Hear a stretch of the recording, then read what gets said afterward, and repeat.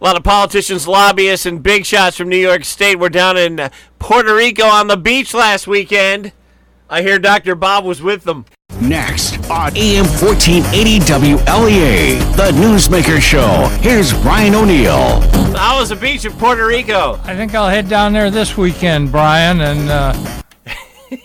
You want to start with state? Okay, Sure. Early voting. Now, I had Assemblyman Phil Palmisano on yesterday. He said it was going to be incredibly expensive for the towns and counties. He said they should have waited a year, but it was rushed through, and it's going to start for some of the February votes. Yes. Well, I don't know about February votes. I don't know how many of those could be involved, but certainly the whole idea is they're moving the primary up to June for both the federal and the state primaries, and in a sense that makes some sense, because instead of running around and getting petitions for the federal elections and then coming back and getting petitions for the state primaries, that's a lot of work and it's expensive. In terms, you got a set of polling booths all over for each one of those elections. So combining them makes real sense. The early voting, though, is a problem, and the idea is that you could 10 days, 2 weeks, 3 weeks before the election, the polls have to be open so that you can walk in and vote. And obviously in New York City, walking in and voting, not a real big deal. And you've got a lot of polls in the area there. But in a county like Allegheny County, Steuben County, you've got polling booths, all over the county. So I don't know how they've set that up in terms of how many polling booths you have to have. The compromise I saw was that a county like Allegheny County, you could just go down to the County Board of Elections. Same in Steuben County. Go down to the County Board of Elections and vote 2 weeks or whatever, so you don't have to open polling booths all over the county. Now, in Monroe County, I think they were figuring they'd have to have at least 7 different polling places open. And, of course, that's expensive. And on top of that, I think the state legislature wants the primaries to run from 6 in the morning to 9 in the evening. Up until this point, they've run from noon till 9. So that means you're going to pay election inspectors or whoever's registering these votes for extra time. But the other problem is, in terms of handicapped access, your polling places have to be handicapped accessed. And I assume all of them are, and that may vary a little bit. But that doesn't mean that the Board of Elections is handicapped access. It may well not be. So now you have a question of, do you have to redo the entrances to the Board of Elections, or do you find another spot? For the upstate counties, it's going to be very expensive, and it's going to be a real burden. Senator Young's been all over our news this morning asking questions like, why is this vote being rushed? Why is it so important it goes through now? And if the governor is making it happen anyway, why are we having a vote on this? Yeah, well, I don't think the governor can make it happen anyway. But obviously the State Board of Elections, I don't know, maybe they could enforce the governor's order. But it's one of those things when you start rushing things through, they're bound to be unintended consequences, and some of them could be pretty serious.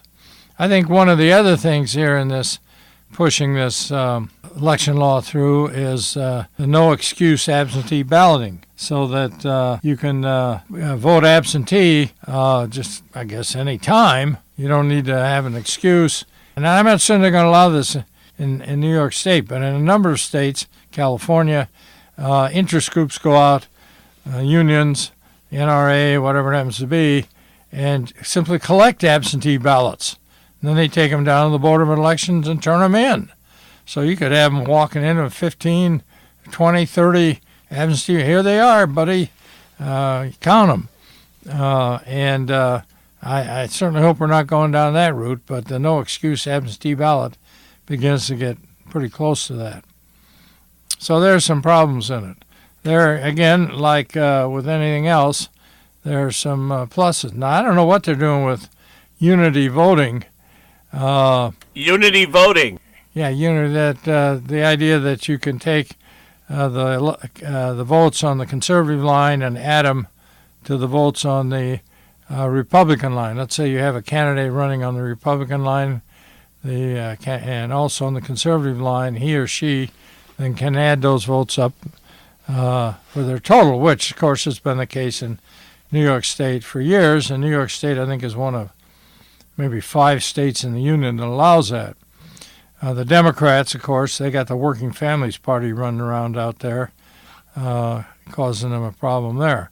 So I don't know if they're going to do away with that in the sense you can run as a conservative and you can run as a Republican, but only the votes cast for the conservative are going to count for the whatever election you're in.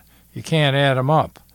So we'll see how far that goes. Obviously, the Conservative Party not too happy with the change there. Dr. Bob, one of the things that the Senate Republicans say they tried to do was a lot of election reform, and the Senate Republicans say the Democrats voted against all the GOP reforms. One of the things they wanted to do on the Republican state Senate side was imitate what they do down in Washington and prevent direct contributions from corporations going to politicians. The Republicans in the state Senate were annoyed that the state Senate Democrats wouldn't go along with that. Or state Democrats in the state legislature, I should say, not so specifically. Yeah, well, I'm not certain you're correct on that, but you may be. That's what they say.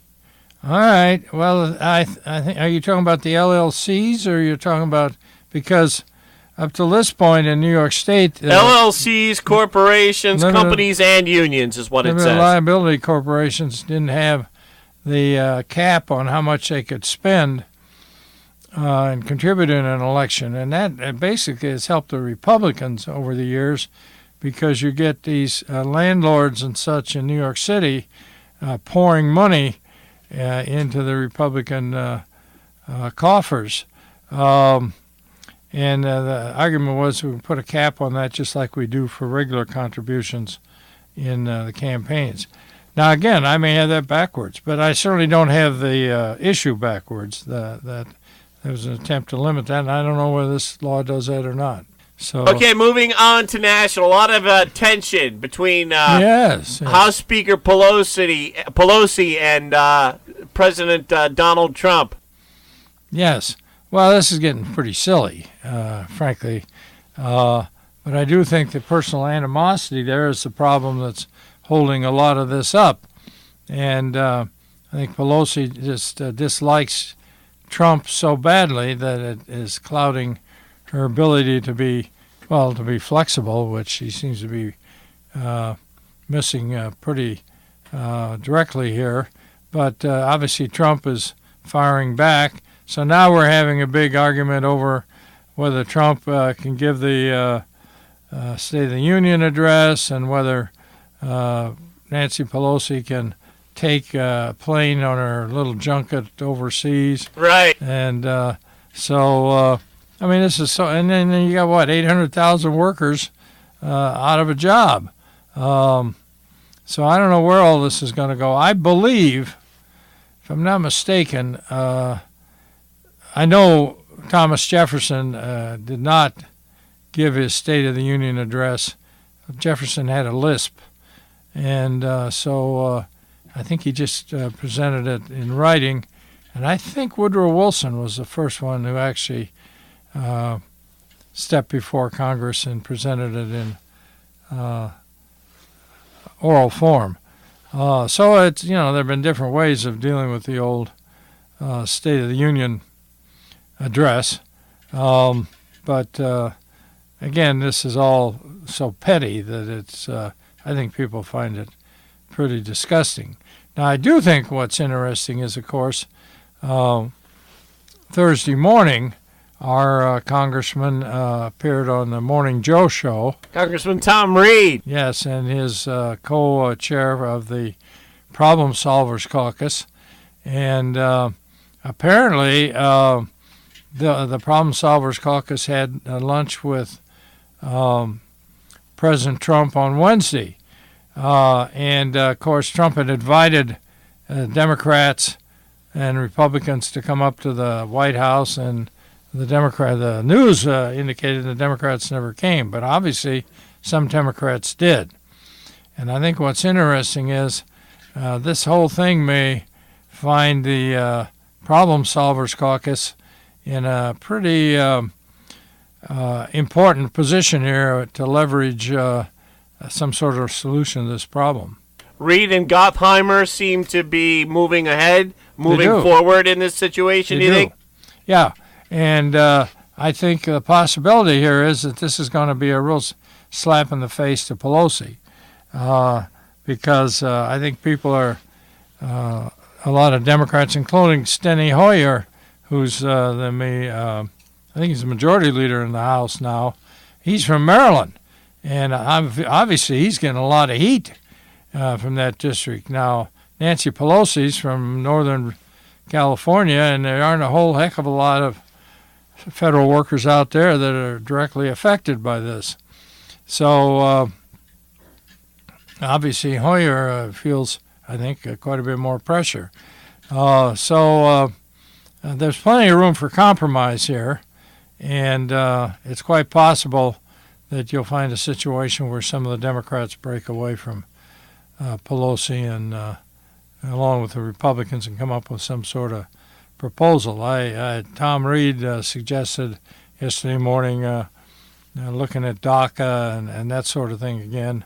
But you have a situation here, Brian, where the Democrats under Obama and Republicans under Obama have already built large sections of this border with serious barricades and steel protection walls that constitute this essence of a wall anyway. And the question is, are they going to tear those down, or are they just going to keep that up, which they've built? The other side of it is, the Republicans could vote for, or the Democrats could vote for the wall, and they're always free to stop funding for it, and they're always free to tear it down again if they don't like it. I don't suppose any of our listeners remember, but years ago in Texas, they were building the facilities for the Super Collider. So they had this huge underground facility. I think they poured $10 billion into it. And maybe a quarter of the way through or so, Congress decided they weren't going to fund it anymore. So there it sits. I guess they got a big tunnel out there in Texas. And, of course, it was picked up in Switzerland, which went with the Super. So it's possible to just stop funding if you don't like it anymore. It's just kind of amazing that they can't find some way of working all this out. And now, the other point I wanted to make, do we have a little time here before Can we take a quickie break and then make a point? Just a quickie break. Yeah, okay, yeah. Thanks, Doc. It's happening to you every night. One snores and the other can't sleep. It seems like there's no end to it. But now, there is a quick and easy-to-use solution, a natural solution, SnoreStop. SnoreStop was created and tested by a team of physicians and has been helping couples sleep for over 18 years. It is the #1 selling anti-snoring medicine in the U.S. Thank you, SnoreStop. You saved my marriage. SnoreStop sprays or tablets are now available nationwide at Rite Aid and CVS. Or you can go online at SnoreStop.com. Don't wait. It's time to try SnoreStop and make every every night a better night for both of you. Thanks, SnoreStop. Now I'm back in the bedroom. So don't wait. Try SnoreStop, the #1 selling anti-snoring medicine in the U.S. Spray or tablets are available today at Rite Aid and CVS or online at SnoreStop.com. That's SnoreStop.com. SnoreStop, keeping you together. Back with Dr. Bob, who wanted to say something. I did, yes. I wanted to give the really big picture here on the wall, and that is comparing that with the situation in Great Britain, where, and it's kind of interesting, there are similarities here. Trump was elected on the promise that he would build a wall, and Congress now, especially the House, seems unwilling to support that. And in Great Britain, you have Theresa May basically in position because the British people have voted to withdraw from Brexit, and now Parliament won't support her in terms of carrying out what the British people have voted for there. So here you have two political leaders trying to implement what the electorate has voted, and they can't get it done. And obviously the situation in Great Britain is different from the one here in the sense that there are probably 5 or 6 different positions on what kind of Brexit agreement you should come up with, whereas here it's pretty much build a wall, don't build a wall, which I think the Problem Solvers Caucus is they have the leverage, I think, to come up with some ways of breaking through this. That's very interesting. Dr. Heineman, I wanted to quickly ask you your thoughts of Rudy Giuliani going on a lot of talk shows these days. He was on with Chris Cuomo on CNN and said, I never said there was no collusion between the campaign or between people in the campaign. I have not. I said the President of the United States has never colluded with Russia. Yeah, this is such a straw. About a... time for a new lawyer? Well, the whole thing is, again, pretty bizarre, but I do think one thing we should watch kind of closely is Cohen testifying before Congress. Because if I'm not mistaken, once he's before Congress and under oath... Comey. No, Cohen. Oh, okay. Trump's former lawyer. Yeah. Once he's before Congress and under oath, I think he has legal immunity. And I don't know how far that legal immunity goes, but it's possible he could testify to things he'd done, which Mueller might want to indict him for. But once he's already testified under oath before Congress, I'm not certain you can do that. So I think Mueller might be a little nervous about what's going to happen here. But don't you think that Cohen there really wants to stick it to Trump? Well, I think the first thing he wants to do is stay out of jail. It seems to me that's his basic approach. I don't think he wants to go to jail for 3 or 4 years just to stick it to Trump. So Michael Cohen would do something that could actually help Trump, because those two have been fighting between the headlines or in the headlines. No, not necessarily help Trump, because what he could testify to could be something really damaging to Trump. But if he was involved and was subject to indictment and prosecution, if he's testifying under oath before a congressional committee, I'm not certain how far you can go to sue him. Yeah, that's an interesting observation. Well, Dr. Heineman, you've never been a big Drudge Report fan. When you come in and I'm on the Drudge Report, yes, I don't get a whole lot of enthusiasm from you. But, I think you're onto something, because Drudge has been very anti-Trump since this last November election. So isn't the argument there that somebody tried to bribe Drudge or something like that? There's Michael Cohen said he tried to Michael Cohen tried to sway the Drudge Report poll. Yeah, I wasn't aware of that poll. I mean, it's true, I guess Drudge had something at the top of his page there that you could vote one way or another. But that's so unscientific that I don't know why anybody would pay any attention to it. But you're thinking that the Drudge Report is getting a little more anti. It's been that way since this past November. Is that right? But you wouldn't know because you're not a Drudge Report guy. And oh, no, I think you were ahead of the curve on that one with me, Doc. I'm looking for those three-headed calves that were born out in Iowa City and some of these other important news items that you find on the Drudge Report there. You think he's lacking something? I don't know what he's doing. Yeah, I mean, you've been up to that for some time. I have to take my hat off to you. Well, that won't hurt you, will it?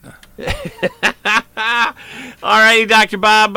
Was there anything I didn't bring up that you wanted to bring up? There's a lot going on out there. The battle for state party chairman and. Oh yeah, what's going on with the Ed Cox situation? I don't know. I've talked. He's still there. Oh yeah, I think he's got at least another year, but I think people are moving to more increasingly to ask him to step down. I think Mr. Langworthy from Erie County, the county chairman there, thinks he should be state chairman, and I don't know what Brian Kolb, the leader of the minority in the assembly, thinks. He may well feel he should be state chairman. But there are probably some guys downstate, some men and women downstate that think they should. So how this is going to break out, I don't know. But I think, unfortunately, we got to have a change.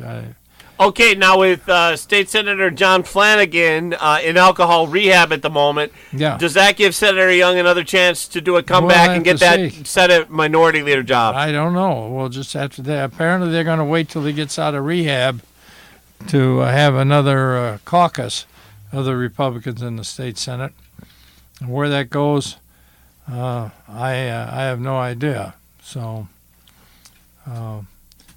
Also, I think we can say that the noose is tightening a little tighter on Bernie Sanders.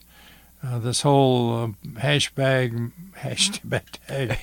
Me Too thing, where some of his campaign workers claim they were sexually harassed by his campaign people.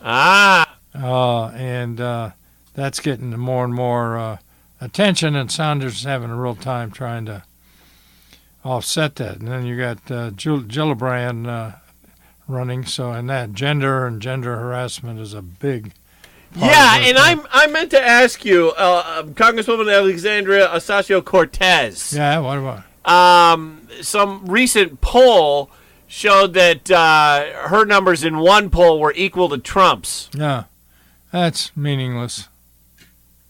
You don't buy that one? I think it's meaningless. Yeah. The poll may have showed that. I don't know what kind of poll it was, but. What do you predict about her? It's hard to say, but my thought is that she's going to keep running off her mouth and off the edge. That frankly, a lot of the Democrats in Congress and outside Congress are trying pretty hard to just kind of move her off to the corner somewhere and get her out of the way. Yeah, she's like, her math is about as good as mine. Well, but the media keeps playing it up, and so I think she's got kind of the Trumpism in her in the sense that the more outrageous things she says and the more outrageous things that she does, the more media attention it gets. And so she's playing that pretty well. But for holding the Democratic Party together, or providing some sort of leadership, I mean, it's pretty worthless. Okay. Dr. Bob, we are out of time. I want to thank you so much for stopping by. All right. Take care, Brian. Perhaps we can do this again sometime. All righty.